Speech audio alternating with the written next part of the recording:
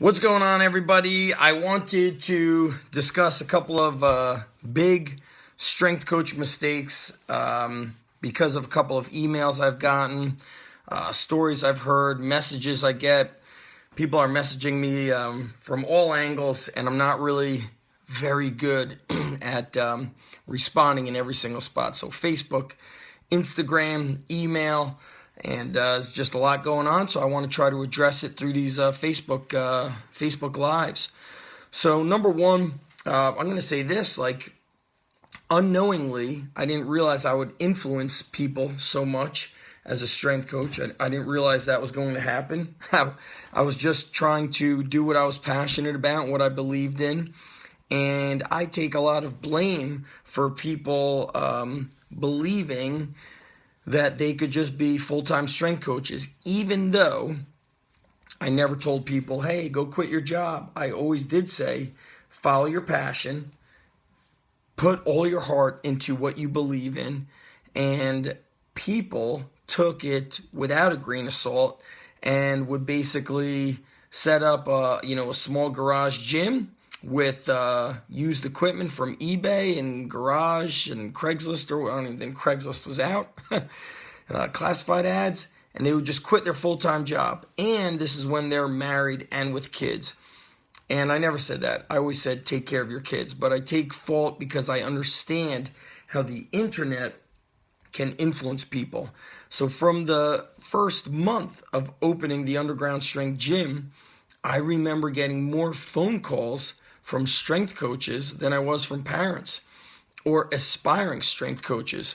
So I was getting phone calls from, I've mentioned this before, white collar workers, accountants, attorneys, saying that I'll never get one guy saying, fuck this suit and tie job. I want to teach kids to be strong. I want to do farm walks and sled drags and tire flips. And I think people who lift, who are true lifers with regards to lifting, they're so passionate about being strong and what it could do for somebody that they just want to, live in their car and teach people how to do it. So mistake number one is you don't have to be a full-time strength coach. You can have, a quote-unquote normal job. A fireman, a policeman, a teacher.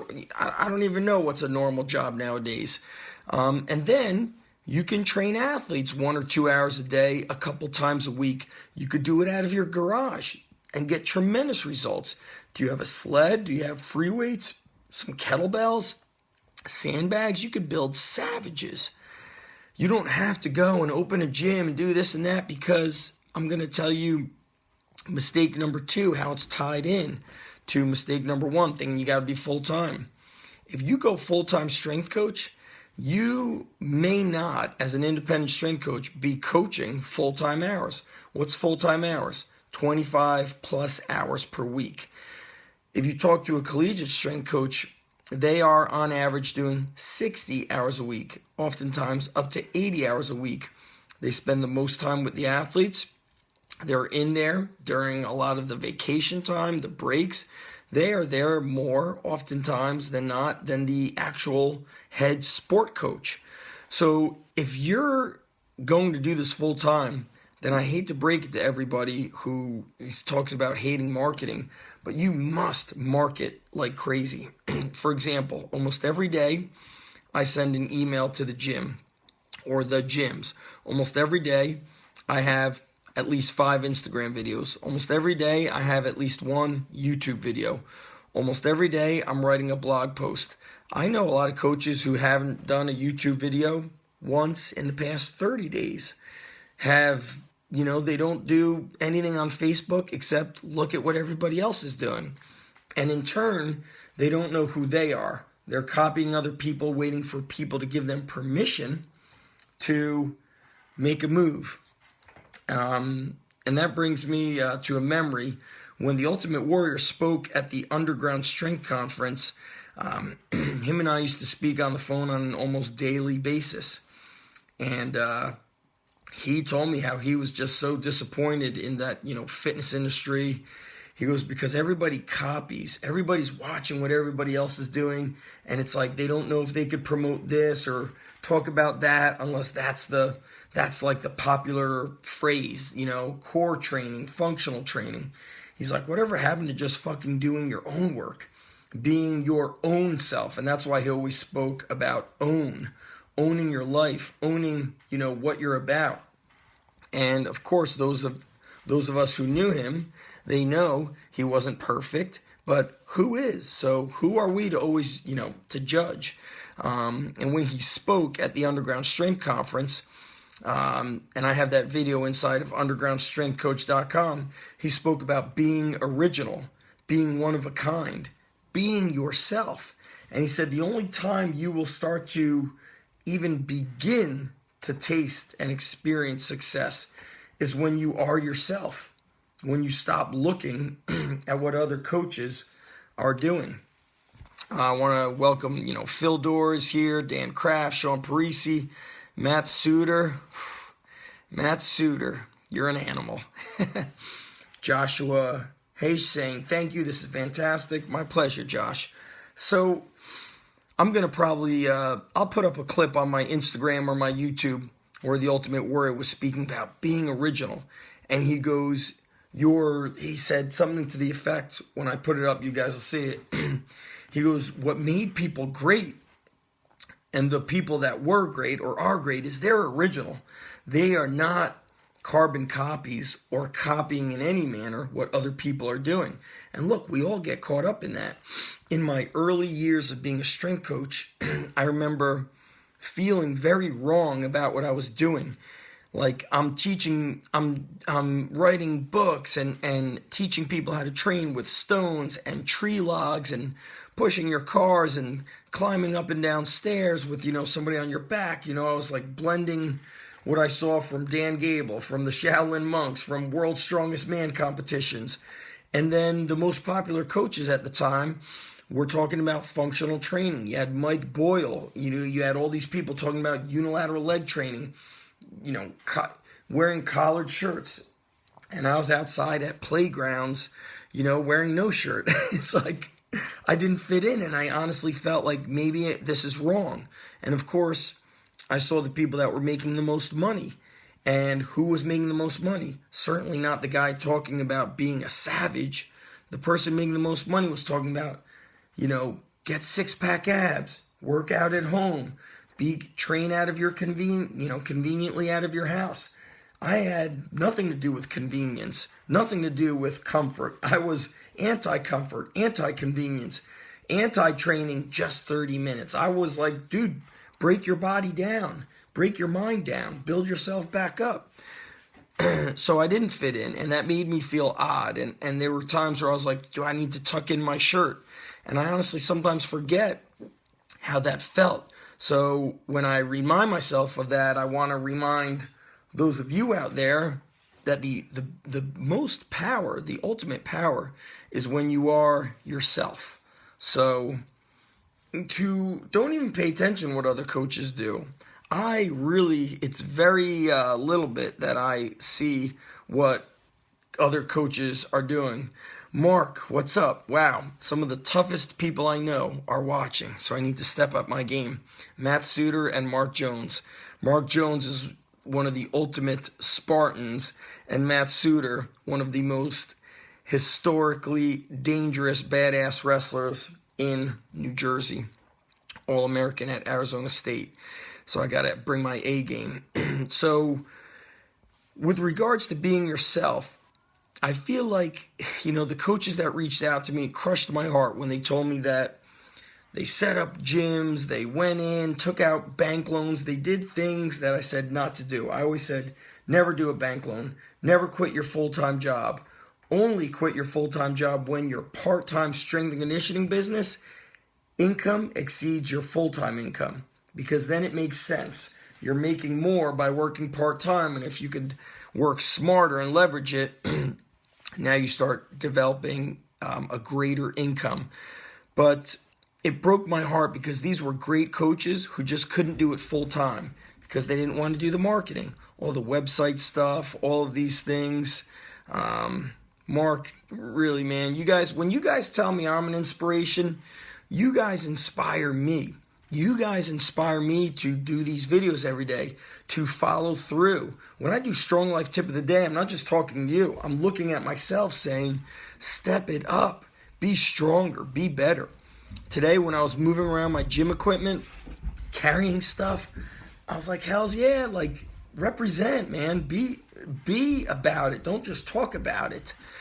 So the marketing is not something I enjoy, but my heart is so connected to helping these kids that I'm willing to do a lot of things that I'm not the biggest fan about doing, such as the blogs and all this. I do enjoy writing. I do enjoy the videos and all that. But my heart is when I'm on the ground floor working with kids. For an example is, you've got to do this constant, when I say marketing, it's really you're educating people. And you put all your heart and soul into it, months of it, years of it. And then somebody that's a friend of a family, and you give them your family membership discount, and you're like, wow, it reminds you that you care so much about this person's kids that they're like, all that effort you put into it, as soon as it's not convenient for them, they're out. And I'm going to tell you guys, like, Mark Jones is on this watching. And, Mr. Shannon is here. I used to train Mr. Shannon's son out of my garage. He was one of, like, the first 2 or 3 clients I trained. There is some old photos of his son training with, like, snow on the ground, dragging sleds. But Mark Jones lived in Pittsfield, Vermont, was working with Spartan, doing stuff with Joe, and Mark lived in, like, a garage, loft over a garage with no running water. I believe there was no heat. I mean, he didn't do things that were convenient for him. He was so comfortable being uncomfortable, and I believe that's why he was a success. So to put his physical discomfort, his mental discomfort, it is very similar in business. In business, you need this extreme amount of mental toughness to go on, because the downs are so, like, heart-wrenching that if you hold on to them, you can't move forward. You just can't kick ass and take names. A lot of friends here signing up or signing in. Sorry, guys, I'm trying to hook you up with a thumbs up. Vinny Fry, you guys have heard me talking about training at him and his uncle's gym, Dynamic Fitness. I still tell people about that gym. And so the big mistakes, in a nutshell, are you don't have to go full-time. Stop listening to all this rah-rah bullshit about, be passionate, and all these photos on Instagram of a 22-year-old who rented that Corvette and rented that mansion and paid it's not like that, guys. It's fucking tough. And if you're not tough, you're not going to crush it. My advice to the majority is to find a quote-unquote normal job, one that you truly love. Find a way to do what you love, but also have something on the side, something where you're able to lose yourself and find yourself. There's many things. So being a strength coach on the side, to me, would have been the better decision for many of these people. Why? Because by making the wrong decisions and not willing to be uncomfortable doing what's needed to be done, the marketing, it in turn hurts their family. It hurts the people that are closest to them, that they love or that love them, and so on. Brian D saying, you remind me I'm on my right path. Yes, I believe Brian's like a physical therapy or PT assistant, and then you're doing strength conditioning on the side, and I think that's great. Colin says, you're always putting out great information. Screw the internet and all the pretentious stuff out there. I appreciate your old school work ethic. The past 2 months, guys, 7 days a week. Some of those days I'm not in the gym. I've been moving some gym equipment around the past 2 weeks, moving one gym, opened up 2 other gyms. A lot of unknowns happened, but you know what? Those things are not unique to entrepreneurs, to business owners. And the tough business owner will take those things harness it, just like an athlete will harness his or her fear, their emotions, maybe a setback, learn from it, and turn it into something powerful for them. And guys, if you have questions on the strength coach business, go ahead and ask. Drop them below. And then, number two, like I said, is you've got to always be in front of people. Don't copy me. I can't train adults. It's just something that I don't connect with. And, I remember so many years ago, it was like 8 years ago, I had a consultation with Gary Vaynerchuk. He has a great podcast called the Ask Gary V podcast. And he said, listen, if you want to quit this teaching job, maybe you need to start training some rich housewives. And I said, no way, man. He goes, really? Why not? I go, dude, you can't pay me enough to do things I hate. And I taught at a middle school for a year, and it sucked the energy out of me. I was a dick to be around. I really ruined a lot of relationships in my life that year, and I was very much looking forward to Fridays. Sunday afternoon was like an angry time for me because Monday was approaching. And I always tell the story of I had great classes, but I had one group, an 8th grade class, and I remember saying, how am I allowing 35 minutes of my day to ruin my whole day? Because all the other kids were fantastic. And I didn't know how to be more stone cold, more thick-skinned, thick-blooded to it. And I was absent for a in-service. So I don't remember what the in-service was. It was the year I was teaching more health, so I may have been doing a health in-service. But anyway, the substitute left a report saying, I never met such rude, unruly, disrespectful kids. I felt like I was a prison guard during a prison outbreak. And I remember that's what they said. And I remember every time I tried to do something good, it was like a parent would call and complain, or a colleague would complain that I was outside of the curriculum. And man, I was miserable. And I feel like I lost a year of my life. And I'm going to be 41 any minute now. And I don't believe in doing shit you hate. But if I had kids, I didn't have kids at the time. I wasn't even engaged at the time. If I had kids, guess what? I would have been the Terminator. And I would have been like, it doesn't matter.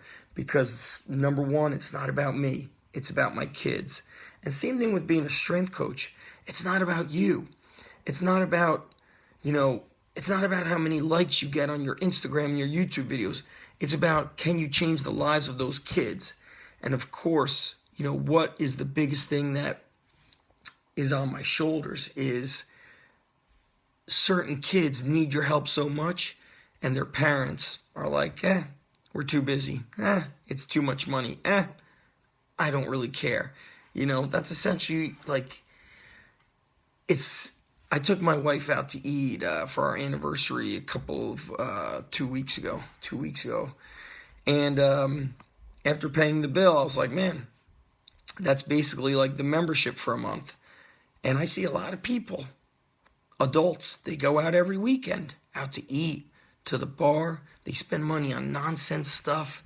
And it's like, man, if I could just train those kids. And sometimes say, can I do it for free? But then I realize 97% of my friends who get the friend or family discount, they don't understand the expertise I'm delivering for their child. Because as soon as it gets busy, peace out. Even if I was charging them $1 a month. Bill Russell says, great stuff. I started 3 businesses in my career, all of them part-time on the side until full-time. Good job. Eddie Scott says, Eddie here, living the code. Good job, Eddie. What's happening? Ray Jazz has joined. Nick Hart. You guys hear me talking about Ray Jazz. I even did a podcast about Ray Jazz and his dedication to life, to success, to being, the relentless pursuit of excellence. He wants to be the best student. He wants to be the best, son to his parents. He wants to be the best brother to his sisters. He wants to be, the best athlete in the gym. He's the team captain of the NYU. He wants to be the best. And that's a very, very rare trait. And I'm going to tell you this. His father drove him to the gym all the time and slept in his car while Ray Jazz did a workout, then another workout, and another workout. Oftentimes, Ray would be there for 3 hours. Ray trained in season, off season, all season. And here I am talking about a kid who never stopped training. He trained always. And we always have people that can't do it. So how does a kid who has, I think, like a 3.8 GPA, had over 100 wins in his high school wrestling career, he has time. We had a kid that had a 4.2 GPA who trained year-round and wrestled and went to club. So you see, there's always a way to do it. And as a strength coach, you're going to have a couple of kids like Ray Jazz, and you're going to have 95 others that are just, you're trying to get them to turn the corner. We got Nick Hart. Nick's from Ohio. Nick has been to the Underground Strength Coach certification. He's in the Strength Coach Brotherhood, which is a mastermind coaching group I run. I'll be running another one and going to make it a little bit bigger. It's a 12-week group, and then we do a 2-day meetup. So, guys, anybody have questions before I close this out on the biggest mistakes strength coaches make? You don't got to go full-time hours, but you do need to be full-time dedicated when you are doing it. Part-time hours doesn't mean part-time dedication. And you must market. You've got to showcase what you do. Put it on Instagram. Write articles about it. Do public speaking. We need more strength coaches who are sharing the wisdom of how being strong changes lives. Okay? Mark Jones says, do you believe you could be a great athlete and business owner at the same time, or does one get compromised? Man, that is a great question, Mark. I think that, for example, in your niche of adventure and obstacle racing, you can be a celebrity in the obstacle racing community and be a very successful businessman. How? You could have sponsorships. Number one, you could be getting paid through sponsors. You could create an inner circle, which is sometimes one of the most powerful ways to leverage what you do, where you write up all your workouts and you put those workouts inside of a private group, maybe a Facebook group. That tends to be pretty simple and pretty smooth. And then you're there to answer questions and you do a Facebook Live. I think people want a lot of access to experts like yourself, Mark. They want to know, how come you're so tough? How come you always win? Or maybe you take second place once in a blue moon. They want to know about that stuff. You see a lot of pro athletes do this because now the barrier to entry of a business is very small. You could get a tremendous following on Instagram and become essentially a celebrity on Instagram. There are people who became actors because of YouTube, or they became multimillionaires because of YouTube. So if you have the ability to share knowledge, somebody like me, I don't have a team of videographers and whatnot, so I do it like this, very bootleg, blue-collar type. But I think an article that would be great for you to read, Mark, would be, I think it's called, let me type it in, 1000, Kevin Kelly. It is, if you guys Google 1000 True Fans by Kevin Kelly, that is a powerful article. I think all too often people think that they have to have 20,000 fans, 100,000 fans, 1 million followers, or they need all these things. Simple is powerful. Just like simple training is very powerful. So same thing with business. So I think one of the mistakes I made, this will be another mistake, is having a lot of things going on. There's a lot of power to be said about focusing just the gym. But I always knew, because I was so strict with my values of who I would work with, that it would not be the best career or moneymaker. I knew that I was going to have to leverage the information online because I was going to turn down and turn away a lot of people. Hey, buddy. Mom's putting your pajamas. All right, Daddy's coming upstairs. I'm on live. Okay, go upstairs. We don't need to hear about my pajamas. The power of Facebook Live. You know, there are like, through the years, I have done these podcasts and whatnot. And there was one time I was doing a webinar and my daughter crawled through. Let me show you guys if you could see. She crawled through those French windows, whatever you call them, started kind of hovering around my desk and pulled her tooth out while I was giving a webinar and just like handed it to me. She had blood on her hand. Another time, my son and daughter went through there, and it was during my son beginning to get into Nerf guns, and they basically like assaulted me with Nerf guns during a podcast. So that's it, guys. Stand by. If you're a strength coach, I'll announce the next Strength Coach Brotherhood. This group is finishing up. I'm taking them through December. I added an extra month for them to ask questions, and it's pretty interesting. A lot of them, as Nick knows, don't step up. So sometimes it's like when you give stuff away for free, you're like, man, the smartest people will value the information, because many people don't even value information even when they pay for it. So Mark, yes, let's absolutely catch up soon. And the pajamas, sorry guys, keeping that private. Cool. Nick, take it easy. Everybody, thanks so much. And I'm going to be doing my next podcast actually with Matt Reynolds Strong. I'm going to be asking him business questions, training questions. He's a great friend. He's very supportive. He's like a mentor to me with a lot of the business stuff. We talk training. Great guy. So I'm interviewing him Monday. I'm going to be getting John Gaglione mid-December. He's one of my boys, favorite guys out there, super nice. He's Gaglione Strength, powerlifting. I'm trying to think who else we have. I'll figure out who else we have coming on the podcast. But also, guys, I'd love to hear what you guys want me to create as far as some sort of a program. Do you want me to create a long-term Strength Coach Brotherhood? I've already got the online training program at GarageGymAthletes.com. We've got the Underground Strength Academy, a lot of stuff. But I'm thinking of opening up Strength Coach Brotherhood and being a little more intense with it. I'll leave it at that. So that's it, guys. Got to go. Peace out. Have an awesome night. Thank you.